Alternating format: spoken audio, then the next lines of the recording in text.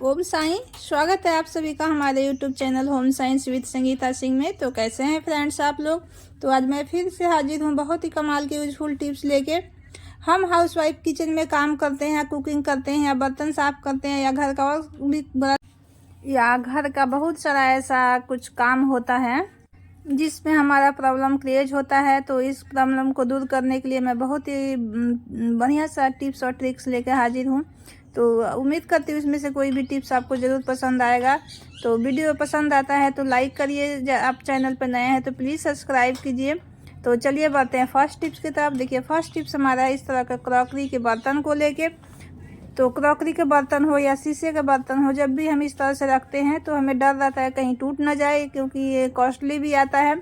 अगर इधर उधर लगता है तो बहुत जल्दी ये टूट जाता है। तो इसके लिए मैं बहुत ही बढ़िया से यूजफुल टिप्स आपके साथ शेयर करें। तो देखिए इस तरह का जो बबल्स वाला पन्नी होता है, तो आप इस तरह से, ये बेकार ही पड़ा रहता है घर में, किसी न किसी चीज़ में आता है तो हम इसे फेंक देते हैं या बच्चे इसे खेलते हैं।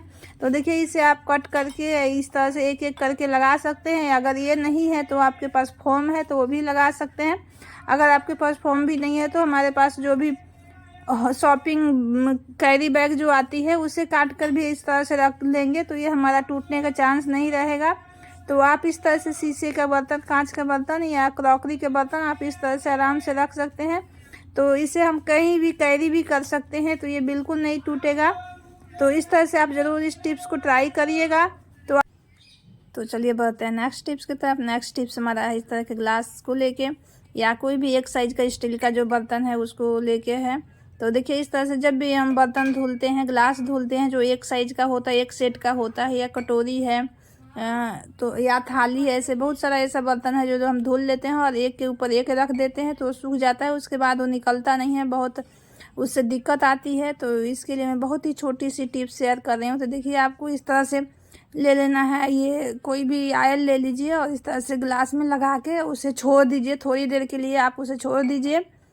और इसका मैं दूसरा भी टिप्स शेयर कर रही हूँ। तो देखिए इसको दो तरह से हम निकाल सकते हैं। तो देखिए इस तरह से गैस जला लेना है। गैस जला के आप इस तरह से तो हल्का सा ही गरम करिएगा। जैसे ही ये गरम हो जाएगा इसको रखिएगा, बस इसको एक मिनट या 2 मिनट बाद आप निकालिएगा आराम से ऐसे घुमाते हुए। तो देखिएगा ये आराम से, बहुत आराम से निकल जाएगा, बहुत इजीली निकल जाता है। तो गरम ग्लास को तुरंत ना छुए, इससे हाथ जलने का चांस रहेगा। तो आप इसे रख दीजिए 1 या 2 मिनट, थोड़ा सा हल्का सा ये गरम रहेगा तब इसे इस तरह से घुमाते हुए निकालिएगा तो बहुत आराम से निकल जाएगा। इसी तरह से आप तेल लगा के भी इसे 2 मिनट छोड़ के दीजिएगा, उसके बाद निकालिएगा। तो चलिए बढ़ते हैं नेक्स्ट टिप्स की तरफ। नेक्स्ट टिप्स हमारा है, देखिए इस तरह का जो खट्टी दही हो जाती है हम उसे अक्सर वेस्ट समझ के फेंक देते हैं। आपका दही 4 दिन 5 दिन चाहे कितना भी ख़राब हो गया हो, खट्टा हो गया हो, तो उसे फेंकिए नहीं है। देखिए बहुत ही हमारा ये काम का है। तो इस तरह का देखिए जो भी आपको चांदी या सोने कोई भी जेवर साफ़ करना है तो इस तरह से आप इसमें साफ़ करिएगा तो बहुत ही अच्छा से साफ़ हो जाएगा। तो आप बहुत तरीके से अपने ज्वेलरी साफ़ किए होंगे, पायल, अपने सोने के ज्वेलरी सब साफ़ किए होंगे, लेकिन मैं उम्मीद करती हूँ कि ये तरीका आपको भी नहीं पता होगा क्योंकि ये बहुत ही यूजफुल है। तो देखिए मैं इस तरह से साफ़ करती हूँ बेकार दही में, तो इसमें बिल्कुल मेहनत नहीं लगता है और बहुत अच्छे से साफ़ होता है। तो एक बार इस टिप को भी ज़रूर फॉलो कीजिएगा, इस तरह से ज़रूर ट्राई करिएगा साफ़ करके, फिर देखिएगा कि आपका ज्वेलरी कैसे चमक रही है। तो देखिए इसमें कुछ नहीं मिक्स करना है, बस आप इसमें ये वॉशिंग पाउडर 1 चम्मच या लिक्विड सर्फ लेना है।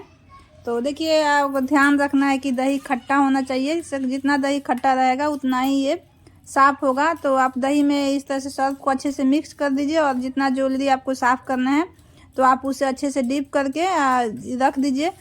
इतना दही लेना है जितना कि ज्वेलरी डीप हो जाए। तो देखिए जितना ही आप इसे अच्छे से डीप करके रखिएगा उतना अच्छे से साफ़ होगा। अगर जहाँ पे खुला रहेगा, डीप नहीं होगा, जहाँ दिखेगा वहाँ पे अच्छे से ये साफ़ नहीं होगा। तो देखिए इस तरह से डीप करके हमें इसे ना 2 मिनट के लिए गर्म करना है दही को। बहुत ज़्यादा इसको उबाल नहीं देना है, बस गर्म करना है, हल्का हल्का गर्म करके अब इसे छोड़ दीजिए।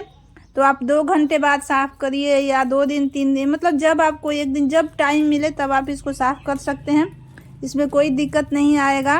तो देखिए इस तरह से गर्म करके आप साइड में इसको रख दीजिए।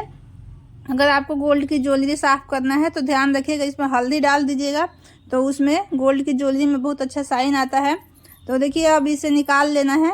तो मैं ये इस तरह से साफ़ करके दिखा रही हूँ कितना अच्छा से ये साफ़ हो गया है। तो अब इसे लेके बस हल्का हल्का सा ही ब्रश इस पर मार देना है। तो पहले आप उसको दही में हाथ से पूरा अच्छे से मसल दीजिए, फिर इस तरह से हाथ पे लेके और इस तरह से आप साफ़ कर लीजिए। तो हल्का हल्का जैसे ही ब्रश मारिएगा, जो भी इसके जो डिजाइन वाला होता है उसमें बहुत ज़्यादा स्पेस नहीं होता है, तो वो बहुत जल्दी साफ़ नहीं होता है। तो देखिए इस तरह से बहुत ज़्यादा आपको नहीं रगड़ना है, बस हल्का ही आप रगड़िएगा तो देखिएगा कितना अच्छा साइन हो गया। देखिए मैं धुल के दिखा रही हूँ कितना अच्छे से ये इसमें चमक आ गया है, बिल्कुल नया जैसा, बिल्कुल काला हो गया था। तो देखिए इस तरह से आप साफ़ करके आप खुद को साफ़ करिएगा, तब आपको पास से दिखेगा कि आपका ज्वेलरी कैसे साफ़ हुआ है। तो आप इसे अच्छे से पोंछ लीजिए, आप किसी भी कपड़े से पोंछ के इसको सुखा लीजिए। तो आप इस तरह से सुखा लीजिए। तो ध्यान रखते हैं कोई भी ज्वेलरी, आप चांदी का ज्वेलरी बाहर मत डालिए सूखने के लिए, क्योंकि इससे चिड़िया या कौवे आदि लेकर भाग जाते हैं। तो कभी आप इसे बाहर मत डालिएगा, घर में इसे सुखाइए। आप किसी भी तौलिया में लपेट दीजिए तो ये सूख जाता है। सूखने के बाद इसमें आप इस तरह से टेल्कम पाउडर मिक्स करके इसको अच्छे से मसल देना है। आप जितना ही हाथ से मसलिएगा या कोई भी टॉवेल में लेके मसलिएगा तो देखिएगा टॉवेल में काला काला लगेगा और हाथ में भी, और आपका जो पायल है वो बहुत ही अच्छे से शाइन करने लगेगा। तो जब भी आप पायल आदि साफ़ करें तो उसमें इस तरह से टेल्कम पाउडर ज़रूर मिलाइएगा, और मिला के इस तरह से मिक्स करके और इस तरह से टॉवेल में ही लपेट के आपको इस तरह से थोड़ी देर के लिए छोड़ दीजिएगा। फिर आप देखिएगा कैसा साइन आया है। तो एक बार इस ट्रिक को ज़रूर फॉलो कीजिएगा।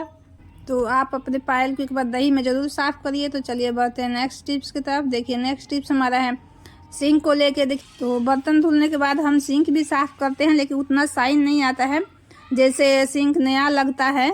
तो देखिए इसके लिए आप, ये बहुत ही छोटा सा टिप्स है। तो बेकार चीज़ से भी हम बहुत काम का चीज़ कर सकते हैं, चमका सकते हैं। तो देखिए जब भी हम नींबू यूज कर लेते हैं तो उसे ऐसे ही फेंक देते हैं कूड़े में, या आप आधा नींबू काटते हैं और आधा नींबू रख देने से वो ख़राब हो जाता है।